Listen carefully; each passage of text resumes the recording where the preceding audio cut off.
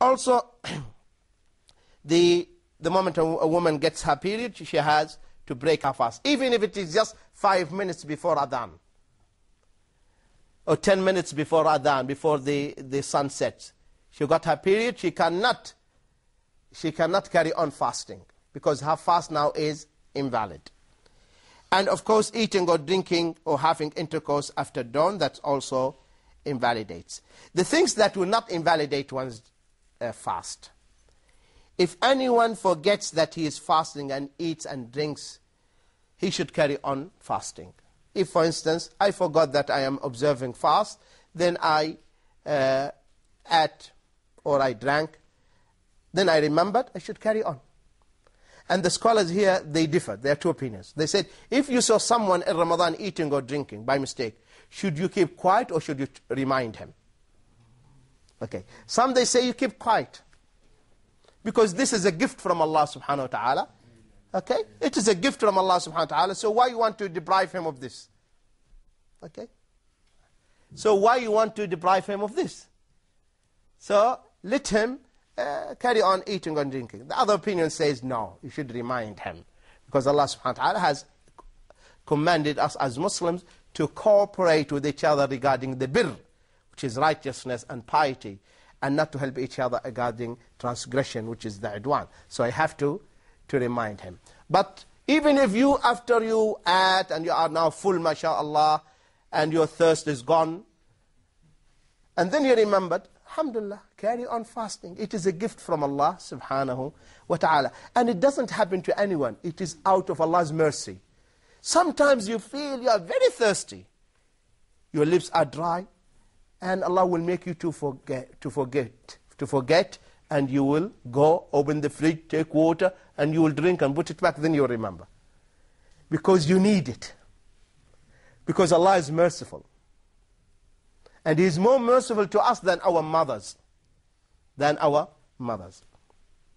Also, unintentional vomiting. If you vomited unintentionally, you threw up unintentionally, your fast is okay. Just rinse your mouth and proceed. Also swallowing things which are not possible to avoid, like the saliva, your own saliva.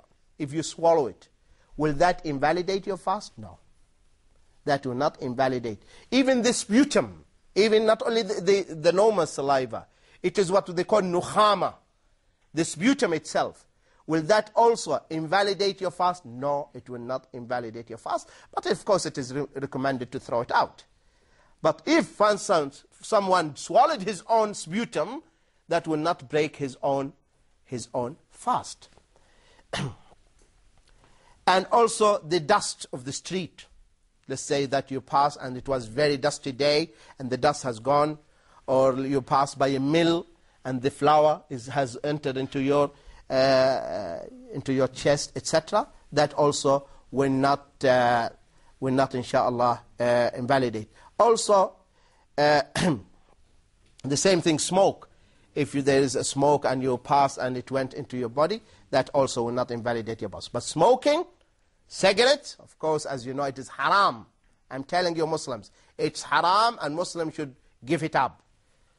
And also you can brush your teeth during Ramadan, there is no harm, even using the toothpaste, but make sure that it will not, you don't swallow it. You don't swallow it. And also the injections, that also will not affect your fast, unless, as I said, it is nutritious.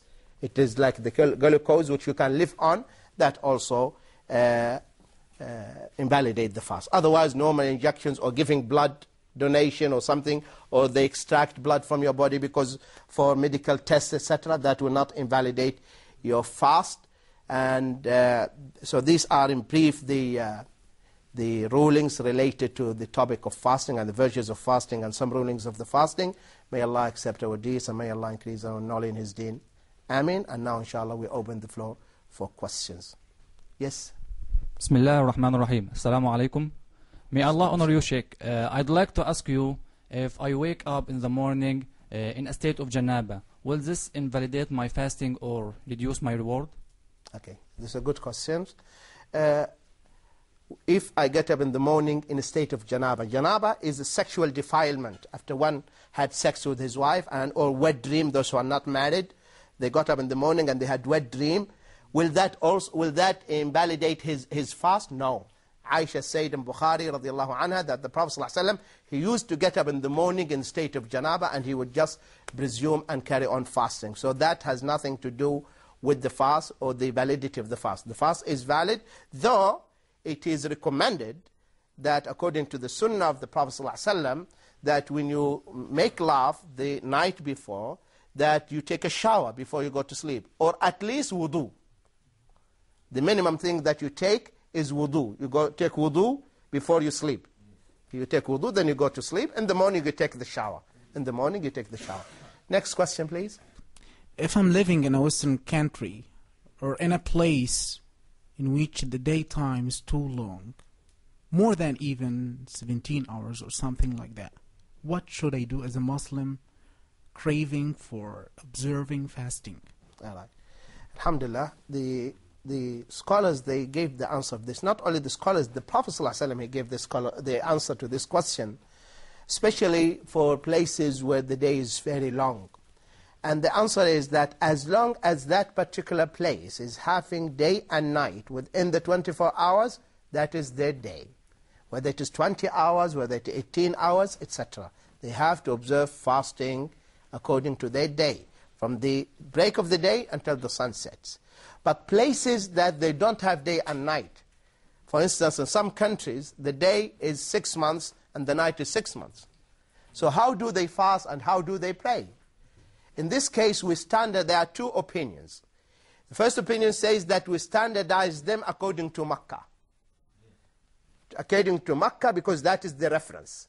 So we standardize them. Then in this case, those people, because they don't have day and night, they can fast by the hours. How many hours people in Makkah they fast, they go according to that. The other opinion says the next country to them, the closest country to them which has day and night, they should follow it. So there are two opinions. But this is in the absence of day and night. But countries that have day and nights, whether the day, irrespective of the duration of the day or the length of the day or the length of the night, they have to observe fasting. And Allah knows best. Next question. Is there any more questions? Now we are living in the West, and you said that I have to observe fasting. Exactly. But if it is 20 hours a day, the day is 20 hours, should I fast the 20 hours? Exactly, that's what I said. I said that is your day. But I have something... And not only this, in the other season it will be different. After a few years, your fasting period will be only a few hours. You see, this is the justice. In one season, it is a long. A season will come, it will be only very, very short. So that's the ruling in Islam. Any more questions? Now we are supposed to dedicate as much as possible of our time to worship of Allah, being in the last 10 days or 10 nights of Ramadan. But unfortunately, most people, or maybe some of them, concentrate only on the 5 nights, one of which contains the Laylat al-Qadr. Please say something to such people. Jazakallah khair. Of course, as I said, we should have the same vigor and strength from day 1 of Ramadan until the end of Ramadan. We should not only worship Allah in the last 10 nights and dedicate it to the worship of Allah. From day 1, we should worship Allah and work hard, hoping that Allah subhanahu wa ta'ala at the end of the month will set us free from the punishment of the hellfire. May Allah accept our fast and your fast. Amen. Assalamu alaikum wa rahmatullahi wa barakatuh.